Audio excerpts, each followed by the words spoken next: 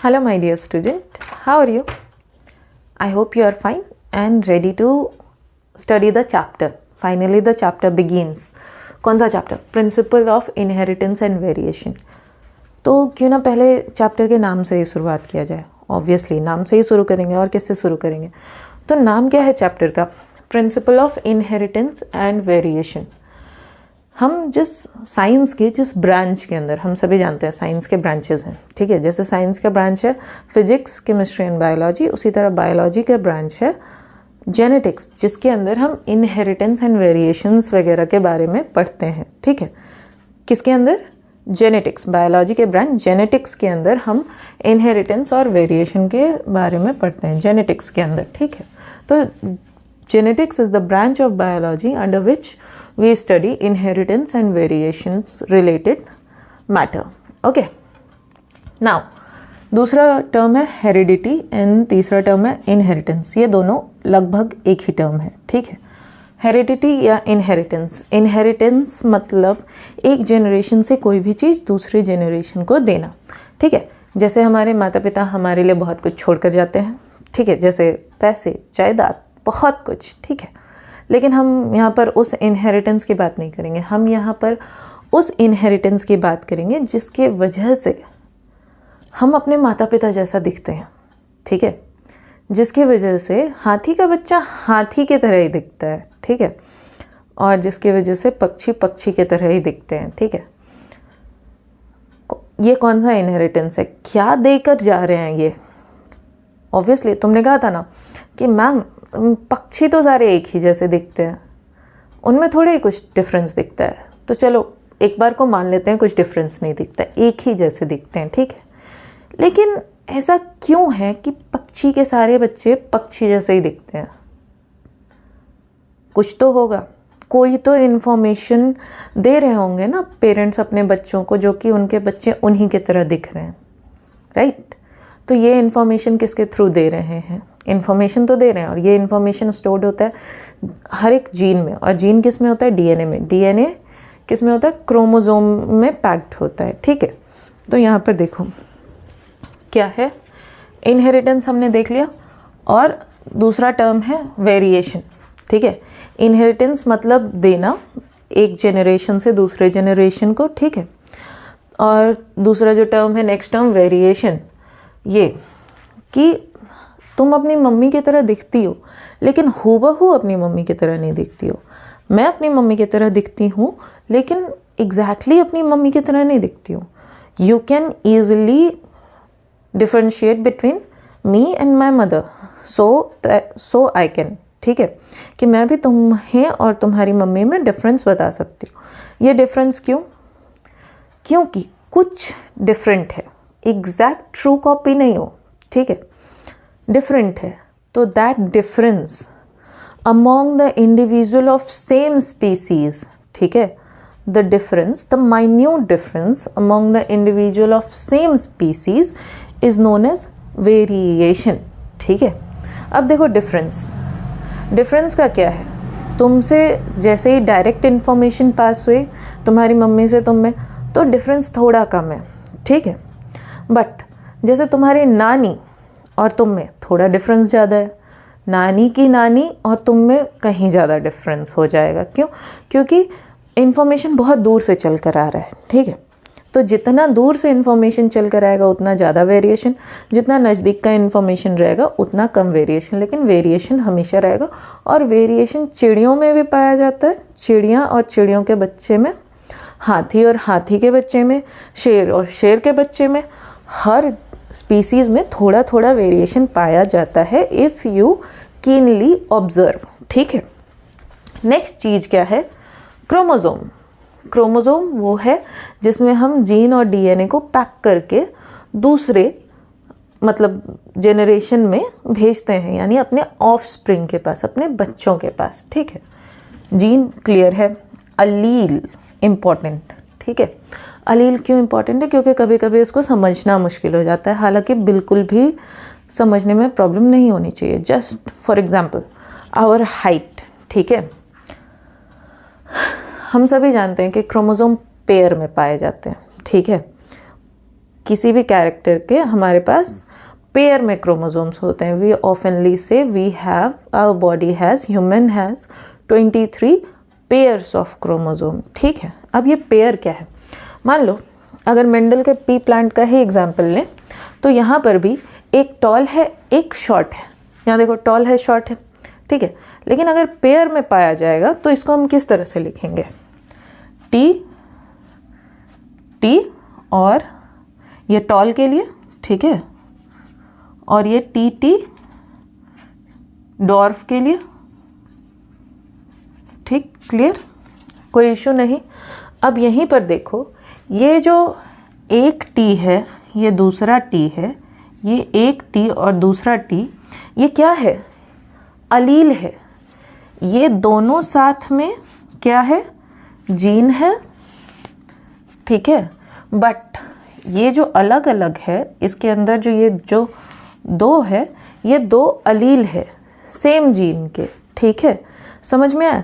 Gene के अंदर जो दो चीज़ पाए जाते हैं, ठीक है, पेयर में पाया जाता है ना, तो दो अलील. ठीक है, यानी सब टॉपिक कहते हैं, जैसे टॉपिक के अंदर सब टॉपिक, उसी तरह जीन के अंदर दो जीन. ठीक है, उसको जीन नहीं कहेंगे, उसको क्या कहेंगे? अलील. I hope I am clear. ठीक है, तो अब देखो यहाँ पर एक जैसे ही दो अलील हैं, तो इस कंडीशन को क्या कहेंगे? होमोजाइगोट. ठीक है, होमोजाइगोट. जब एक जैसे ही दो अलील रहे तो उस कंडीशन को होमोजाइगोट कहते हैं. और इसमें भी वही है, एक जैसे दो अलील हैं, तो इस कंडीशन को भी क्या कहेंगे? होमोजाइगोट. ठीक है, लेकिन जब इन दोनों के बीच में मिक्स होगा, देखो मैंने 10th में ये चीज़ बताया था. ठीक है, इन दोनों के बीच जब मिक्स होगा, ठीक है, यानी ये अगर इससे मिला, ये अगर इससे मिला, तो क्या बनेगा? T T T T. ठीक है, अब यहाँ देखो सेम तरह के अलील नहीं है, दो डिफरेंट अलील है. ठीक है, डिफरेंट. होमो मतलब सेम होता है, हेट्रो मतलब डिफरेंट होता है. So it is the example of heterozygous condition. Heterozygous condition, clear? This is also the example of heterozygous condition. I hope there is no issue in understanding. ठीक है, अब monohybrid cross and dihybrid cross. Mono means single, di means double. जब हम एक character को लेके cross करवाएं, जैसे in the case of pea plant, अगर हम सिर्फ हाइट ऑफ द प्लांट को लेके क्रॉस करवाएं, ठीक है, सिर्फ हाइट ऑफ द प्लांट को लेके अगर हम क्रॉस करवाएं तो वो सिंगल कैरेक्टर को लेके करवाया हुआ क्रॉस है. वहीं अगर हम हाइट ऑफ द प्लांट लें और साथ में एक और कैरेक्टर लें, जैसे कलर ऑफ द फ्लावर, तो वो दो कैरेक्टर को लेकर करवाया हुआ क्रॉस है. ठीक है, तो जब हम क्रॉस सिंगल कैरेक्टर को लेकर करवाते हैं तो उसको कहते हैं मोनोहाइब्रिड क्रॉस, और जब हम क्रॉस दो कैरेक्टर्स को साथ में लेके करवाते हैं तो उसको कहते हैं डाईहाइब्रिड क्रॉस. क्लियर? अब देखो दो चीज़ और है, डोमिनेंट और recessive trait. Dominant, I don't think कि मुझे इस वर्ड का मतलब बताना इतना भी ज़रूरी होगा, क्योंकि तुम लोग सभी जानते होगे यार डोमिनेंट और रेसेसिव. सपोज कि तुम्हें कहीं बाहर जाना है, ठीक है, जनरल केस की बात कर रही हूँ, एक्सेप्शन की नहीं. जनरली बाहर के कामों में डोमिनेंस हमारे पिताजी का आ जाता है. ठीक है, अक्सर मम्मी ये कहकर टाल देती है, जाओ पापा से पूछो. ठीक है, वहाँ पर मम्मी अपना इनपुट नहीं दे रही होती है. Why? Because in that case father is dominant. ठीक है, बट जैसे ही घर के कामों की बारी आती है, डोमिनेंट कौन हो जाता है? हमारी माँ.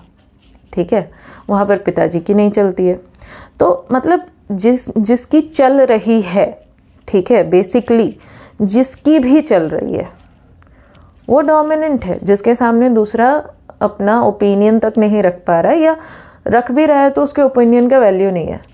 ठीक है, तो जिसकी ओपिनियन की वैल्यू है दूसरे के रहते हुए भी, that opinion, that trait, that character is dominant. Okay, अब एक जिसकी वैल्यू नहीं है डोमिनेंट के प्रेजेंस में, ठीक है, दैट इज़ रेसेसिव. उसकी वैल्यू कब होगी? जब दो उसी तरह के सिमिलर, ठीक है, कैरेक्टर आएंगे तब उनकी वैल्यू हो पाएगी, ठीक है। वेयरएज डोमिनेंट कैरेक्टर को कोई फ़र्क नहीं पड़ता, वो अपने जैसे के समय पे भी डोमिनेंट रहेंगे, और जब उनके जैसे नहीं रहेंगे कोई दूसरा ट्रेट, ठीक है, तो भी अगर उसके अपोजिट रेसेसिव ट्रेट है तो भी वही अपने आप को शो करेंगे। तो उस ट्रेट को क्या कहते हैं? Dominant trait. एंड उसके just opposite recessive trait. Recessive trait वालों को अपने आप को शो करने के लिए पेयर में होना होगा, और डोमिनेंट ट्रेट हेट्रोजाइगस कंडीशन में भी खुद को शो कर पाएगा, जस्ट लाइक दिस, ठीक है। Capital T for tall and small t for dwarf, ठीक है। अब ये कंडीशन जो है जहाँ पर कैपिटल T है और स्मॉल t है, तो यहाँ पर आपको क्या लगता है पौधा किस तरह का डेवलप होगा?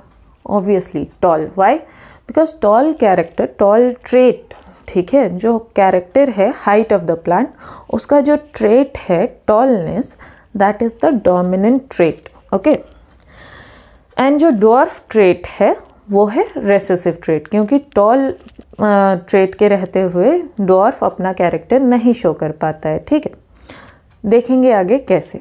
देखो, जानते हैं हम मेंडल को, ठीक है, हम लोग मेंडल को जानते हैं। कौन है मेंडल? पूरा नाम है ग्रेगर जोहान मेंडल, जिनको कि आज हम फादर ऑफ जेनेटिक्स के नाम से भी जानते हैं, right. Father of genetics. Father of genetics उन्हें क्यों कहा गया? किसी को भी हम किसी चीज़ का फादर क्यों कह देते हैं? देखो, इनको फादर इसलिए कहा गया, इनको मेंडल को, क्योंकि इन्होंने जो काम किया मटर के पौधों पे, उसके वजह से जेनेटिक्स, उसके वजह से नींव पड़ी उस थ्योरी की जिसके ऊपर जेनेटिक्स का पूरा महल बनाया गया। तो बेस किन के वजह से आया? ग्रेगर जॉन मेंडल के वजह से। That's why we know him as the father of genetics. लेकिन एक टाइम था जब इन्होंने ये थ्योरी नहीं दी थी, ठीक है।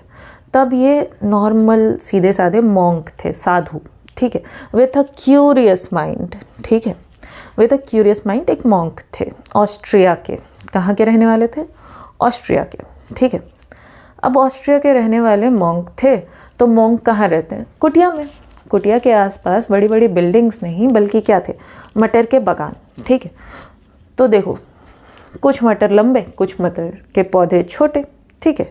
7 कैरेक्टर्स लिखे हुए हैं आपके बुक में, ठीक है। कैरेक्टर्स कौन कौन से? देखो मैं गिनाती हूँ। First, height of the plant, लंबे थे कुछ पौधे छोटे थे। Second, colour of the flower, कुछ पौधे पर्पल कलर के फ्लावर के थे, तो कुछ पौधे वाइट कलर के फ्लावर के थे, ठीक है। Third, position of the flower, कहाँ पर था पोजीशन फ्लावर का, उस पे भी डिपेंडेंट था। क्यों? क्योंकि कुछ पौधों में फ्लावर एकदम टिप पे था, रहता है ना, किसी किसी के जस्ट जैसे पौधा निकलता है और एकदम टिप पे ऊपर ही फ्लावर रहता है, ठीक है। और कुछ कुछ पौधों के साइड साइड में भी फ्लावर रहते हैं, ठीक है। तो 2 तरह के पोजीशन ऑफ फ्लावर, ठीक है, एक टर्मिनल और एक एक्सियल। जिसके साइड साइड में रह रहे हैं वो एक्सियल, जिसके टिप पे रह रहे हैं वो टर्मिनल, ठीक है। 3 हो गए कैरेक्टर्स। अब देखो चौथा, यानी कलर ऑफ सीड, यानी मटर के जो दाने थे वो किस तरह के थे? एक में तो मटर के दाने बड़े ग्रीन ग्रीन निकल रहे हैं और एक में येलो येलो, यानी 2 तरह के रंग के दाने भी निकल रहे थे, ठीक है। और क्या था? 4 कैरेक्टर्स हो चुके हैं। 5वां था कि शेप ऑफ सीड, ठीक है, कि किस शेप का है सीड। गोल गोल, आप भी देखते होंगे कि मटर के दाने कुछ तो गोल गोल रहते हैं एकदम फुले फुले से, और कुछ मुरझाए हुए रहते हैं, राइट। अब 5 हो गया। छठा, शेप ऑफ छिलका, यानी पॉड शेप, जिसके अंदर मटर रहता है, ठीक है। कुछ के अंदर जब मटर रहते हैं फुले फुले छिलके रहते हैं, जिसके अंदर आप ना गिन पाओगे कि मटर कितने दाने हैं, ठीक है। लेकिन कुछ मटर के जो छिलके रहते हैं आप ऊपर से ही गिन लोगे कि मटर के कितने दाने हैं, यानी वो मटर के दाने में चिपके हुए रहते हैं। जो फुले हुए रहते हैं उनको इन्फ्लेटेड कहते हैं, और जो चिपके हुए रहे उनको क्या कहते हैं? कॉन्स्ट्रिक्टेड। ऐसे 7 कैरेक्टर्स हो गए, ठीक है। तो 7 कैरेक्टर्स इस पूरे, तो इसीलिए तो खूबसूरत लगता था ना बागीचा, क्योंकि बहुत तरह तरह के मटर के पौधे थे। और कितने तरह के ये तो मैंने अभी बता ही दिया, ठीक है। तो एक दिन एक सनी डे, ठीक है, धूप निकली हुई थी अच्छी सी, उन्होंने सोचा कि क्रॉस कराया जाए। इधर तो खानदानी पौधे हैं ही और इधर भी खानदानी पौधे हैं, मिक्सिंग हो रही नहीं है, इधर टॉल इधर शॉर्ट। इन्होंने सोचा थोड़ा मिक्स किया जाए क्यों ना, ठीक है। तो इन्होंने मिक्स किया, किसको लिया, एक लंबे पौधे को, मेल, ठीक है, मेल, एक लंबा पौधा, ठीक है, विथ हम लोग जानते हैं कि जायगोटिक कैसा कंडीशन रहता है कि पेयर में पाया जाता है कोई भी जीन, ठीक है। एक लंबा पौधा मेल लिया और एक छोटे पौधे को लिया फीमेल, ठीक है, फीमेल, टी टी। अब जब इन दोनों में क्रॉस कराया, ठीक है, इन दोनों में क्रॉस कराया तो उन्होंने देखा, क्या देखा कि सारे ही जो पौधे निकले वो लंबे निकले, सारे ही जो पौधे निकले, जितने भी निकले वो लंबे निकले, विदाउट एनी डाउट, ठीक है। तो सोचने वाली बात यह है कि क्या ये जो डॉर्फ पौधा था वो खो गया? क्या लंबे पौधे के से जब भी क्रॉस कराया जाएगा, क्या छोटा पौधा अपना अस्तित्व तो हमेशा के लिए खो देगा? यही सब मेंडल सोच रहे थे और सोचते सोचते उन्होंने सोचा चलो यार एक बार और क्रॉस कराया जाए, ठीक है। तो क्रॉस अब उन्होंने किस में कराया, जो ये फर्स्ट जनरेशन के पौधे निकले, ये पेरेंट, ठीक है, मैं लिख देती हूँ पेरेंट, ठीक है, और ये first generation F1 generation sorry, ये F1 जनरेशन के पौधे। तो इन्होंने सोचा कि सेल्फ पॉलिनेशन अब इनको करने दो, ठीक है, क्योंकि रिजल्ट तो कुछ दिख रहा नहीं है। तो इनको सेल्फ पॉलिनेशन कराया, लेकिन अब जो रिजल्ट आए वो चौंकाने वाले थे, क्योंकि अब रिजल्ट आया कि 3 पौधे तो लंबे निकल गए, लेकिन अचानक से इसमें एक छोटा पौधा निकल गया, जबकि इनके पेरेंट में एक भी छोटा पौधा नहीं था। क्या पेरेंट जब ये थे, यानी फर्स्ट जनरेशन, पेरेंट से ऑफस्प्रिंग आते हैं ना, तो जब पेरेंट थे तब इनमें क्या कोई छोटा पौधा था? नहीं, दोनों ही लंबे पौधे थे। तो अचानक से छोटा पौधा आ कहाँ से गया, ये सोचने वाली बात है, ठीक है। यानी यही वाला कॉन्सेप्ट आएगा, क्योंकि देखो मेंडल जिस समय ये कर रहे थे, अभी हमें पता है ना कि क्रोमोसोम्स होते हैं, पेयर में होते हैं, ठीक है। मेंडल जिस समय ये एक्सपेरिमेंट्स कर रहे थे उन्हें नहीं पता था कि क्रोमोसोम नाम का भी कोई चीज़ है, जीन नाम का भी कोई चीज़ है, उन्हें बिल्कुल नहीं पता था। उन्होंने जो नाम इनको दिया, जो पास ऑन हो रहे हैं नेक्स्ट जनरेशन में, वो नाम था फैक्टर, ठीक है, जिन्हें आज हम जीन के नाम से जानते हैं। तो उन्हें कोई आइडिया नहीं था कि ये छोटा पौधा अचानक कहाँ से आ गया, क्योंकि हमने क्रॉस कराया है बड़े बड़े पौधों में। तो जब इन्होंने क्रॉस कराया, ठीक है, तब इन्होंने एक, मतलब देखो पन्नेट स्क्वायर बनाते हैं सबसे पहले, क्योंकि उसमें ज़्यादा समझ में आएगा, क्योंकि आज हमें और इन्फॉर्मेशन है हमारे पास, ठीक है। उन थोड़े और इन्फॉर्मेशंस को यूज़ करके समझने की कोशिश करते हैं, ठीक है। जैसे देखो ये टॉल प्लांट, यहाँ पर थोड़ा डिटेल में लिखते हैं टी, ठीक है। ये एक यहाँ पर पेरेंट लिखते हैं, ठीक है, टी और टी, ठीक है, ये डॉर्फ के लिए। अब यहाँ पर गैमेट्स अलग होते हैं, ये हम आज जानते हैं, मेंडल को उस समय नहीं पता था, रिमेंबर, ठीक है। तो गैमेट्स अलग हुए, ठीक है। अब जब इनके बीच में क्रॉस हुआ, ठीक है, तो ये तो इस गैमेट से भी मिल सकता है और इस गैमेट से भी मिल सकता है ना, तो ये देखो, ठीक।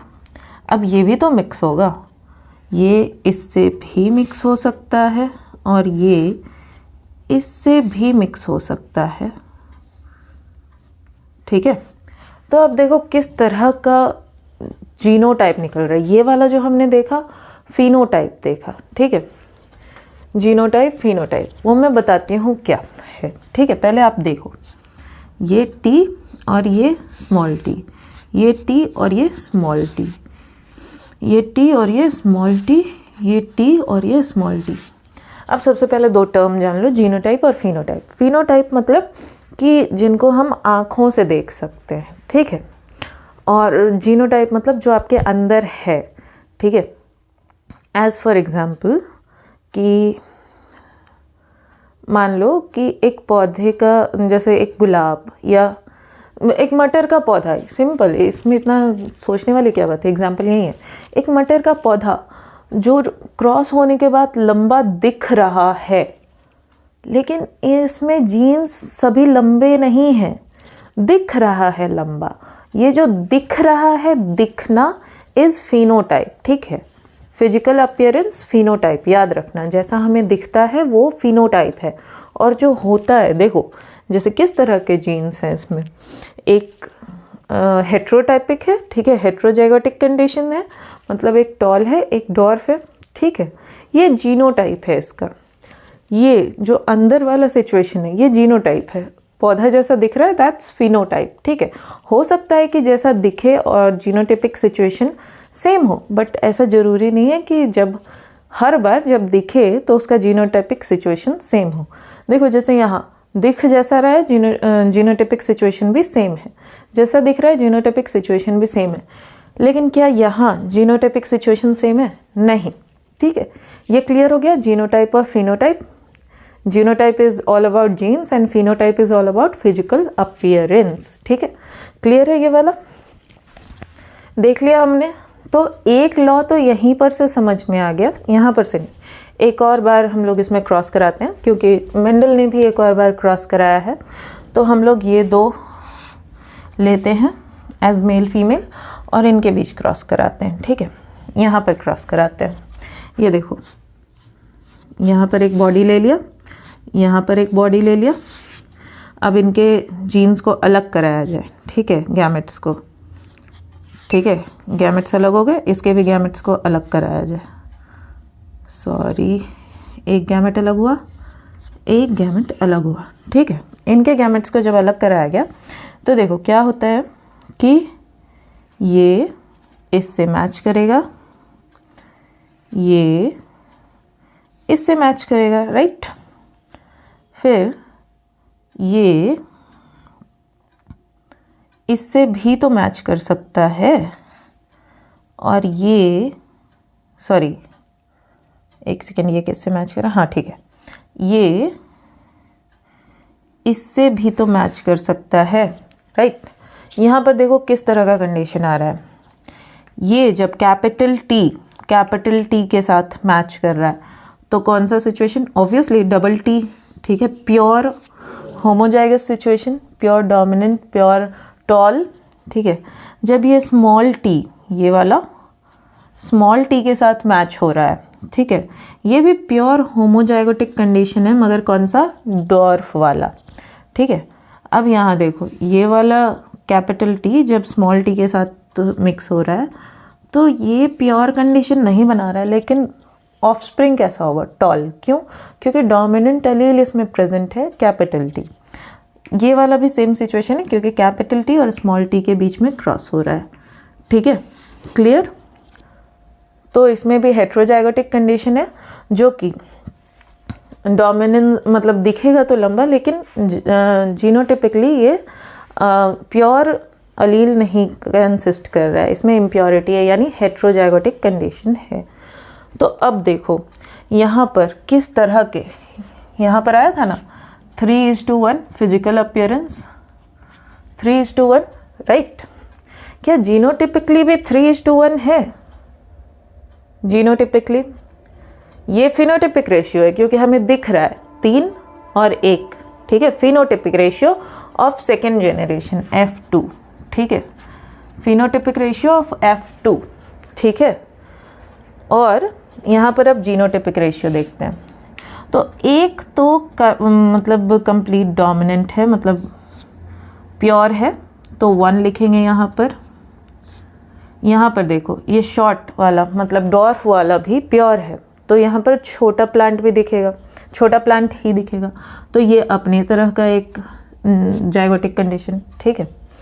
और ये दोनों, ठीक है, तो यहाँ पर हम 2 लिखेंगे ना, 2। तो किस तरह का हमें रेशियो मिला, 1:1:2।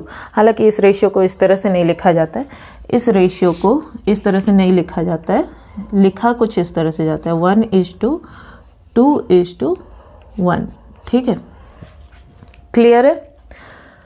अब देखो ये जो क्रॉस हुआ, इसमें से हमने एक चीज़ जाना कि डोमिनेंट कैरेक्टर के सामने रेसेसिव नहीं दिख सकता, ठीक है, यानी डोमिनेंट जैसे भी होगा अपने आप को दिखाएगा।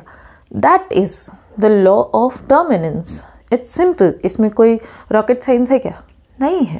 That simple is law of dominance, कोई दिक्कत नहीं, होना भी नहीं चाहिए, ठीक है। अब देखो दूसरा है लॉ ऑफ सेग्रीगेशन, वो भी तुम्हें इसी में दिख जाएगा। सेग्रीगेशन मतलब अलग अलग करना, यानी देखो ये जो जायगोट में से गैमेट बन रहा है, ठीक है, यहाँ पर ही जैसे देखो 2 टी पेरेंट में है, बट 1 टी इसमें जा रहा है, एक टी इधर अलग हो रहा है, ये इधर अलग हो रहा है, ये इधर अलग हो रहा है, यानी अलग होना। सेग्रीगेशन का सिंपल मतलब है अलग होना, ठीक है। तो लॉ ऑफ सेग्रीगेशन, ये जो दूसरा लॉ है, लॉ ऑफ सेग्रीगेशन, इसका सिंपल मतलब है कि गैमेट्स अलग होते हैं तब ऑफस्प्रिंग में जाते हैं, ठीक है। पेरेंट्स में वो कपल में रहते हैं, मतलब जोड़े में रहते हैं, ठीक है, पेयर में रहते हैं, बट जैसे ही ऑफस्प्रिंग में जाते हैं वो जोड़े से हटते हैं, वो सिंगल होते हैं। क्यों? क्योंकि वो फिर से जोड़े में बनने के लिए, देखो अगर वो जोड़े से नहीं हटेंगे, ये कॉमन सेंस, क्योंकि मेंडल को उस समय पता नहीं था कि गैमेट्स अलग हो रहे हैं कि नहीं, लेकिन कॉमन सेंस तो लगाया जा सकता है ना कि देखो 2 कैरेक्टर्स को उन्होंने दिमाग में रख के कॉमन सेंस लगाया कि टॉल और डॉर्फ 2 कैरेक्टर्स है, ठीक है। तो अगर बच्चे में कोई कैरेक्टर जा रहा है तो एक कुछ जाएगा और माता से, एक कुछ जाएगा पिता से, ठीक है। तो दोनों ही कैरेक्टर के जो 2 ट्रेट हैं वो अलग होंगे पहले, क्योंकि पेयर में अगर माता पिता में है, पेयर में माता पिता में और पेयर में माता में है, अगर वो दोनों ही पेयर बच्चे में चला गया तो बच्चे के पास तो 4 हो जाएगा ना, ठीक है, तो वो कुछ और ही बन के निकलेगा। तो उन्होंने ऐसा सोचा कि माता में जो है, पिता में जो है, वो पहले पेयर अलग अलग हो रहे हैं और फिर जाके कंबाइन कर, तो ये जो अलग अलग होना है इसी को क्या कहते हैं? लॉ ऑफ सेग्रीगेशन, ठीक है, क्लियर। देखो यहाँ पर हमने 2 चीज़ें पढ़ ली, पहला तो Mendel law of inheritance and दूसरा इनहेरिटेंस ऑफ 1 जीन, ठीक है, एक जीन का यहाँ पर इनहेरिटेंस होते हुए हमने देख लिया। अब जो थर्ड वाला लॉ है, लॉ ऑफ इंडिपेंडेंट असॉर्टमेंट, ठीक है, इसको जानने के लिए हमें इनहेरिटेंस ऑफ 2 जीन जानना होगा, यानी डाइहाइब्रिड क्रॉस, जहाँ पर 2 कैरेक्टर्स को लेके क्रॉस कराया जाता है। तो देखो इस वीडियो में इतना ही रहने दो, सेकेंड वीडियो अभी तुरंत बनाऊंगी क्योंकि मुझे बोर्ड साफ़ करना होगा और फिर बोर्ड साफ़ करने में मुझे मेहनत लगेगा, उतनी देर तुम बोर होके क्या करोगे। So wait for second video, okay.